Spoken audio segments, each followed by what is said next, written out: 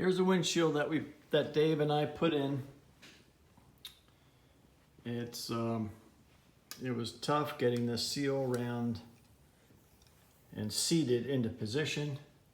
So we ended up having to tap and push on it to slide it into place. But it all turned out very well. And I appreciate the help. So everything worked out. It's one of the last stages I have for this truck that I've restored. The one thing I've got to do is start working on putting the wood in the bed. I have that in the basement that I got from a sawmill up in Falston. So it's going to be red oak.